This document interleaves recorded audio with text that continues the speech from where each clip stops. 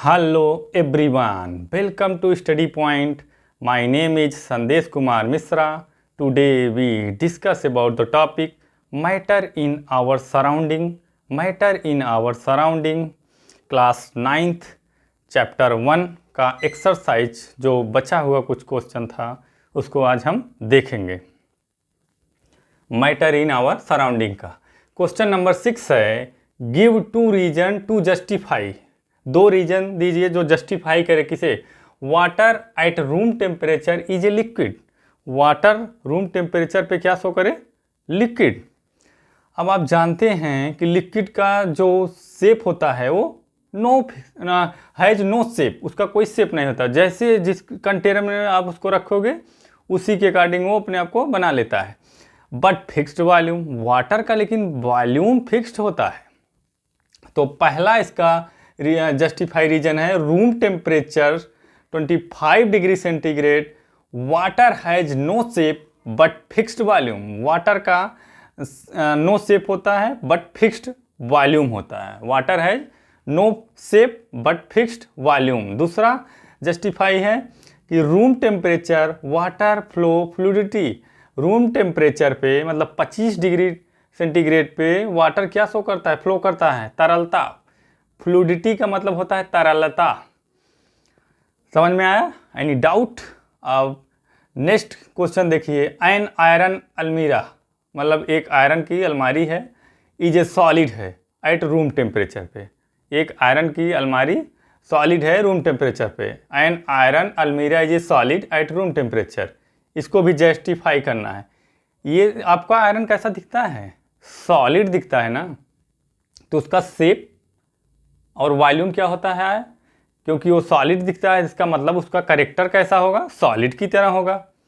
तो उसका shape fixed volume मतलब डिफिनिट शेप डिफिनिट वॉल्यूम होता है। It has definite shape and definite volume like a solid at a room temperature. जो अलमीरा होता है लाइक कैसे होता है? सॉलिड के तरह eight a room temperature 25 degree centigrade पे। पहला पॉइंट।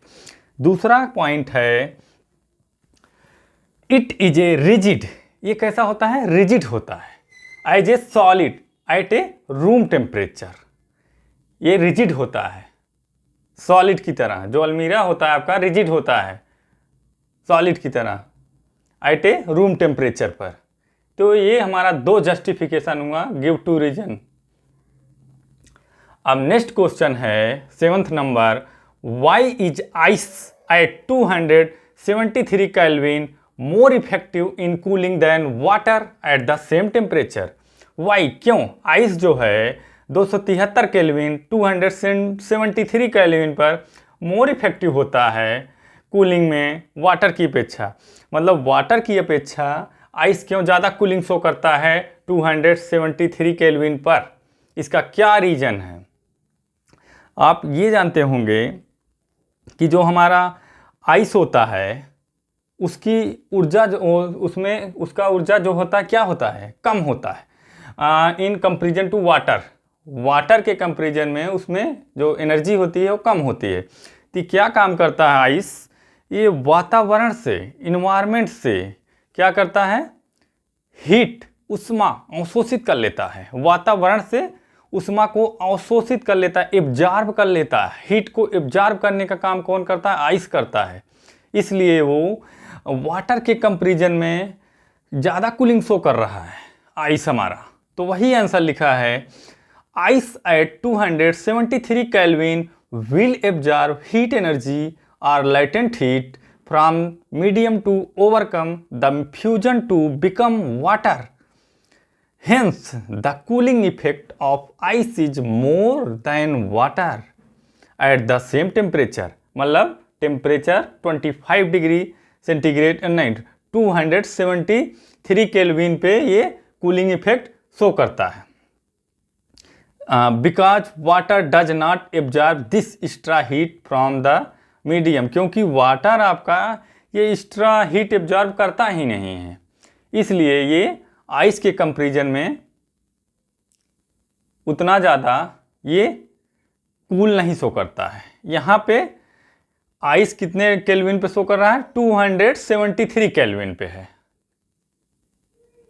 एक बार फिर आंसर बता दे रहे हैं, ice at 273 kelvin will absorb heat energy or latent heat from medium to overcome the fusion to become water.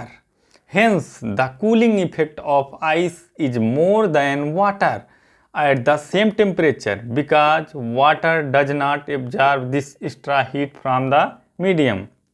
बस इतना जान लीजिए कि वाटर जो है, शॉर्ट में बता दे रहे हैं, वो एक्स्ट्रा हीट एनर्जी एब्जॉर्ब नहीं करता है इन कंपैरिजन टू आइस। लेकिन आइस आपका इन्वायरमेंट से हीट एब्जॉर्ब कर लेता है, इसलिए कूलिंग इफेक्ट शो करता है। अब नेक्स्ट क्वेश्चन है, what produce more severe burn boiling water और स्टीम्स? हाँ, आंसर इसका क्या होगा? स्टीम जो होता है, स्टीम मतलब जैसे वाटर को गर्म करते हो तो स्टीम निकलता है, धार, और जैसे गर्म करने पे इवेपोरेशन होता है, वो स्टीम है।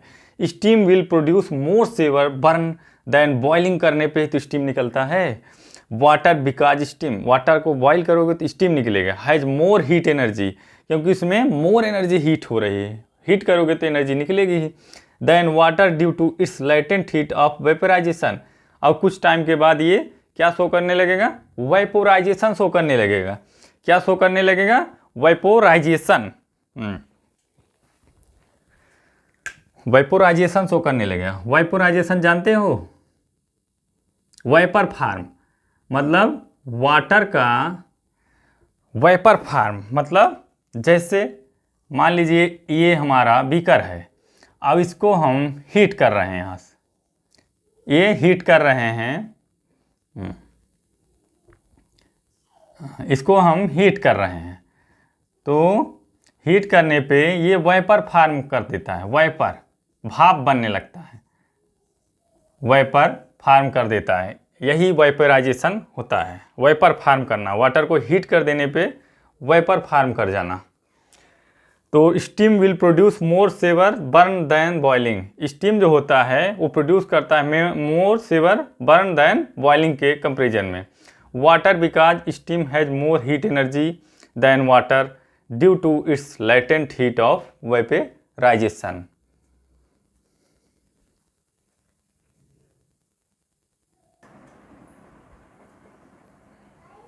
नेक्स्ट क्वेश्चन है, name A, B, C, D, E and F in the following diagram showing change in its state। मतलब कि एक डायग्राम दिया गया है, उसमें आपको शो करना है उसके स्टेट को। A, B, C, D, E and F दिया हुआ है। अब जैसे डायग्राम है आपका, इसमें लिखा है increasing heat and decrease pressure, मतलब इंक्रीज कर रहा है हीट और डिक्रीज क्या कर रहा है? प्रेशर। और नीचे decreasing heat and increasing pressure, ये हमारा फिगर है। यहाँ पे क्या प्रोसेस हो रहा है? सॉलिड से लिक्विड में, लिक्विड से गैस में, फिर गैस से लिक्विड में, फिर लिक्विड से सॉलिड में चेंज हो रहा है, फिर सॉलिड से गैस में, फिर गैस से सॉलिड में चेंजिंग हो रहा है, कन्वर्जन हो रहा है। स्ट्रक्चर समझ लीजिए, सॉलिड से गैस में कन्वर्जन हो रहा है और गैस से सॉलिड में कन्वर्जन हो रहा है। ये हमारा फिगर है, ऊपर increasing heat and decreasing pressure है, नीचे decreasing heat and increasing pressure है। इसमें हमको नेम लिखना है, name A, B, C, D, E and F, मतलब कौन सा स्टेट कौन शो कर रहा है, कि क्या है, कि फ्यूजन है, वेपोराइजेशन है, कि कंडेंसेशन है, ये आपको बताना है, सब्लिमेशन है कि डिपोजिशन है, ये हमको बताना है इस फिगर के माध्यम से। ये फिगर के माध्यम से हम इसको आंसर को देंगे। देखो आंसर है हमारा ये आंसर।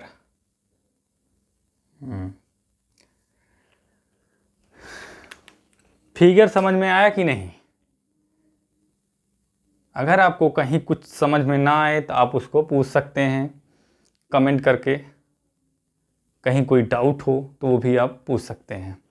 देखिए पहला ए नंबर क्या शो कर रहा है? ए, ये स्ट्रक्चर देखिए, सॉलिड से लिक्विड में चेंज होना फ्यूजन प्रोसेस होता है। सॉलिड का लिक्विड में कन्वर्जन फ्यूजन प्रोसेस होता है। पहला ए स्ट्रक्चर शो कर रहा है, स्ट्रक्चर समझ लो बेहतरीन ढंग से एकदम। सॉलिड का लिक्विड में कन्वर्जन फ्यूजन कहलाता है। और उसके बाद बी नंबर क्या शो कर रहा है, liquid to gas, liquid to gas. देखते हुए चलिए, यहाँ रटने उटने की जरूरत नहीं है, लर्न करने की जरूरत है। साइंस समझने का सब्जेक्ट होता है, ना कि लर्निंग करने का समय होता है। लर्निंग करने का इसमें कोई वो नहीं था। पहले आप चीज़ों को समझिए कि इसमें क्या चीज़ें ऐसा क्यों हो रहा है, उसके पीछे क्या रीज़न है। ये लर्न करने से नहीं आता है, रटने से नहीं। आप रट कर नंबर तो अच्छा ला सकते हो, लेकिन इससे आपका नॉलेज गेन इम्प्रूव नहीं होगा, आपको कंपटीशन में जाके दिक्कत होगा। इसलिए छोटी छोटी जो चीज़ें हैं बेसिक, उसको आप क्लियर करते चलिए, तभी आपको 10th 11th 12th की केमिस्ट्री समझ में आएगी। तो देखिए, अब दूसरा कह रहा है लिक्विड टू गैस। अब हम स्ट्रक्चर में देखेंगे बी नंबर, क्योंकि हमें बताना है यहाँ पर ए क्या शो कर रहा है, बी क्या शो कर रहा है। ऐसी थोड़ी अपने ऐसे लिख दिया गया है कि जो भी मन कहे लिख दो। तो बी नंबर पे देखो लिक्विड टू गैस में हो रहा है कि नहीं कन्वर्ट, फिगर बोल रहा है कि नहीं ऐसा। हाँ, लिक्विड टू गैस में बता रहा है, शो कर रहा है। तो लिक्विड टू गैस मतलब कोई चीज़ लिक्विड है, जैसे वाटर है लिक्विड है, उसको गैस में आप कन्वर्ट कर दे रहे हो, कन्वर्जन में लिक्विड टू गैस, तो हमारा वेपोराइजेशन शो करता है, जैसा कि हम प्रीवियस पढ़ा चुके हैं सब। अब सी नंबर पर देखिए, सी। अब सी क्या शो कर रहा है, गैस टू लिक्विड। एरो से ही आप चाहो तो समझ लो, conversion of gas to liquid, gas का लिक्विड में कन्वर्जन, वो हमारा क्या कहलाता है सी नंबर, कंडेंसेशन। ये गैस टू लिक्विड क्या कहलाता है, कंडेंसेशन प्रोसेस होता है। अब सी नंबर हो गया। अब डी नंबर पे देखिए, डी। डी हमारा कहाँ है, यहाँ पे है। तो मतलब इसका क्या शो कर रहा है, लिक्विड से अब सॉलिड में जा रहा है। डी बेचारा लिक्विड से सॉलिड में जाना पड़ रहा है, मतलब वाटर को अब आइस बना देना पड़ रहा है। तो इसका मतलब डी, ये आपका लिक्विड से सॉलिड में सॉलिडिफिकेशन, मतलब वो सॉलिड फॉर्म कर रहा है, सॉलिडिफिकेशन कहलाता है ऐसा प्रोसेस, लिक्विड का कन्वर्जन सॉलिड में। अब ई नंबर कहाँ है, ढूंढो, यहाँ पे है।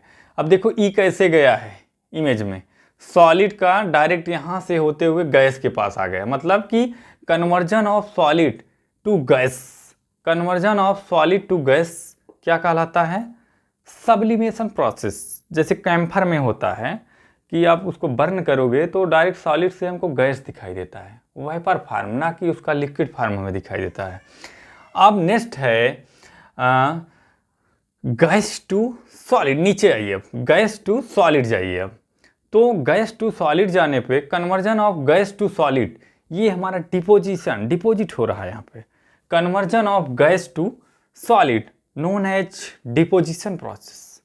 अगर आपको इस फिगर में कहीं कोई डाउट हो तो आप पूछ सकते हैं, इतना टिपिकल नहीं है जितना आप सोचते हैं। आपको समझ में आया क्वेश्चन नंबर 9 का आंसर। ये आपका chapter matter in our surrounding का एक्सरसाइज फिनिश हुआ, समाप्त हो गया। अब हम नेक्स्ट क्लास में नेक्स्ट चैप्टर को डील करेंगे। नेक्स्ट चैप्टर जो भी आप पढ़ना चाहें उसको कमेंट भी कर सकते हैं। नेक्स्ट चैप्टर के विषय में हम डिस्कस करेंगे कि अगला चैप्टर हमको क्या पढ़ाना है, आप भी कमेंट कर सकते हैं। तो अगर कहीं कोई डाउट हो तो आप पूछ सकते हैं। मैटर इन आवर सराउंडिंग ये समाप्त हो गया, फिनिश हो जाए चैप्टर। तो आप प्लीज़ वीडियो को शेयर करें, सब्सक्राइब करें। Please share and subscribe my channel. That's all.